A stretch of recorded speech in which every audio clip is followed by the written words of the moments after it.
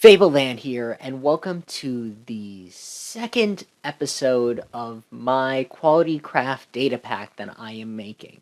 This data pack is just kind of a small data pack intended to do some quality of life improvements to certain parts of the Minecraft game that I think is pretty lackluster or that can be expanded on. And in today's video, I'm going to be sharing a few updates I've added that would focus around food. Most of these are kind of small changes because that's what I'm doing at the moment. However, I do think that these changes add something to the core Minecraft loop, while making sure we're not changing too much where it doesn't feel like a vanilla Minecraft experience. And the first thing I'm going to want to show off, well, you could probably tell from my inventory, or my hotbar, I guess. As you can see, we have 16 glass bottles here, and actually, I think it would be better to show off if we take some damage.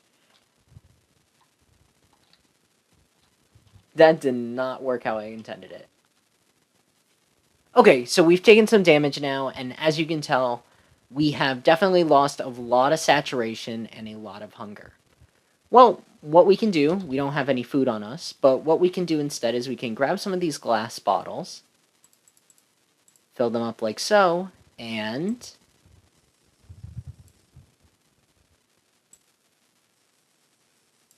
as you can tell,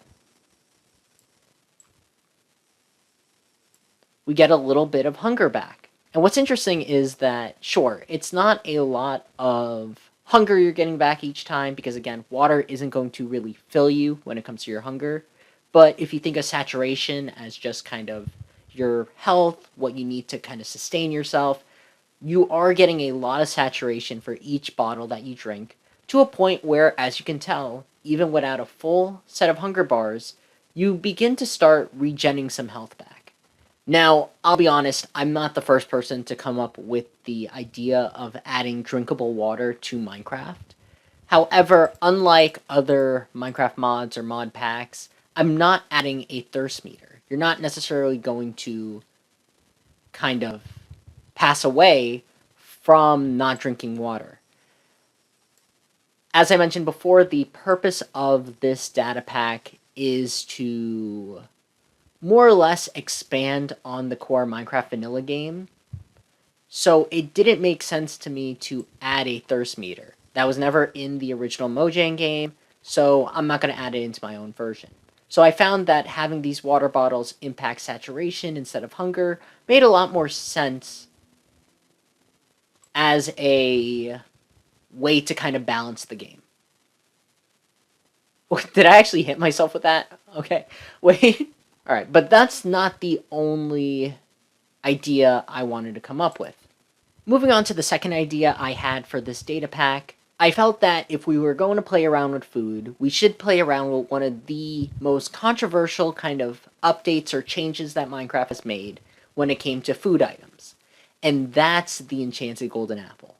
So in Minecraft, let's say you get yourself some gold ingots, you can take your gold ingots, put an apple in the middle, and you could get a regular gold apple.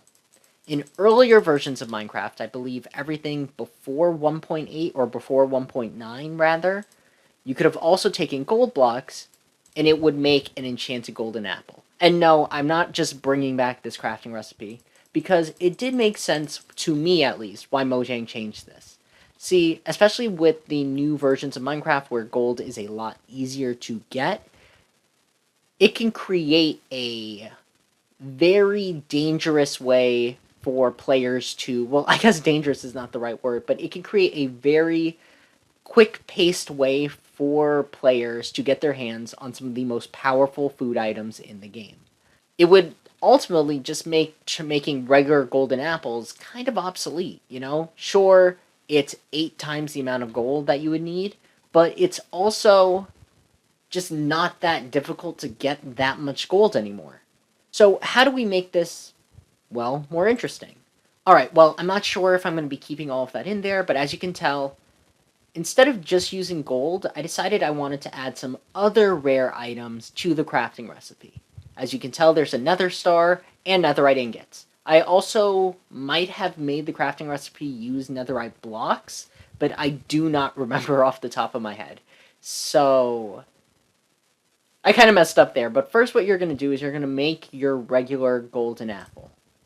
You're going to take your apple, you're going to take your 8 gold ingots, and bam, just like that, you're going to have your regular golden apple. Now, what you're going to do on top of that is you're going to get your golden apple, use it in the crafting recipe, get 2 netherite stars, and 6 netherite ingots. And just like that, you get yourself an enchanted golden apple. And honestly, I think that this is a much more balanced way of making enchanted golden apples. It's still fairly difficult to make. Now, sure, is this the most difficult crafting recipe in general? The answer is no. But is it so easy that you can just kind of automatically farm and mass produce these things? I don't think so either. You can definitely kind of create automatic farms for withers, but you can't really do that with ancient debris. So I do think that this is more or less balanced.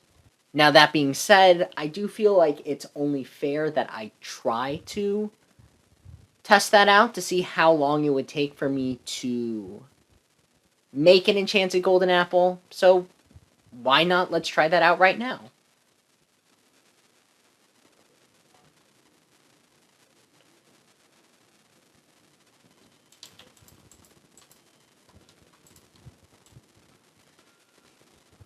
What? Oh my god.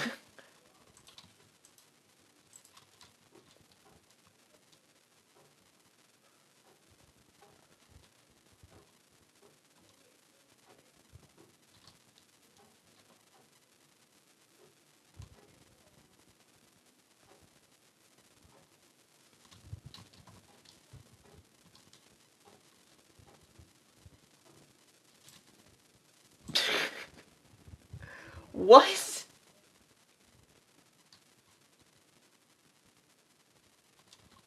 Actually, scratch that idea. I am going to have to try that another time. I just do not have the time to play a full game of Minecraft to show you how difficult it would be to still make this crafting recipe. I don't know if I'm rusty or something, or if those skeletons had aimbot. I have no idea. So I'm actually going to save that for another day, where maybe once I fully build out the datapack, I'll try and beat the game using the datapack. But for now, as you could just tell, there's a lot of steps that it's going to take to get to the nether, and a lot of steps it's going to take to actually get all the resources you would need to craft the enchanted golden apple crafting recipe that I came up with. Again, I just really don't have the time to really show it off, but I promise I'll show it off in a future video. Anyways, the last thing I wanted to show off was another cooking idea I had, but this one's a bit more basic, and it has to do with the poisonous potato. You can... wait, let me get hungry first. Okay, as you can see, with normal poisonous potatoes, you can't do much. You could eat it, you could get a little poisoned. That's not really fun. And after that, there really isn't anything else you can do. Now, my first thought was to get a composter and to drop it in here and try and turn it into bone meal. Problem is, I don't know how to do that. I've tried messing around with loot tables and stuff. It just does not seem to work. I have no idea. Mojang, please fix your game.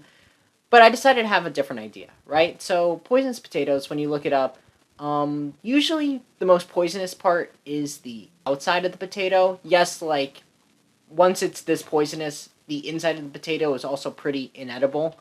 But sometimes you could just kind of scrape it off and you'll be fine. So I just decided to add a simple crafting recipe where you can, use a piece of flint, kind of scrape off the bits of the poisonous potato you don't want to eat, and you'll get a peeled potato. Now, what does this peeled potato do? It's just a regular potato. See? You can literally just bake it, everything's fine. So yeah, is that the most interesting? No. But I was so busy working on the other two stuff that for now, this is what we're going to have. I will try and update the crafting recipe so you can actually keep the piece of flint when you finish with it, but for now, it's going to cost you a flint and a poisonous potato just to really get an extra potato from your farming. Actually, before I end that off, so in the last video, if you saw, I've been creating something where you could turn slabs back into their original blocks, and I've increased it to new blocks. So, for example, Mossy stone bricks, you can get those back from the slabs. A lot of the different stone variants you can do it with. Not all of them. I still got to code deep slate. I still got to do blackstone and a few other blocks that I will be updating throughout, the time I'm making this data pack. So yeah, with that, I'm FableThan. This has been FableThan's Corner. If you've enjoyed, please like, comment, and subscribe, and I will see you all next time.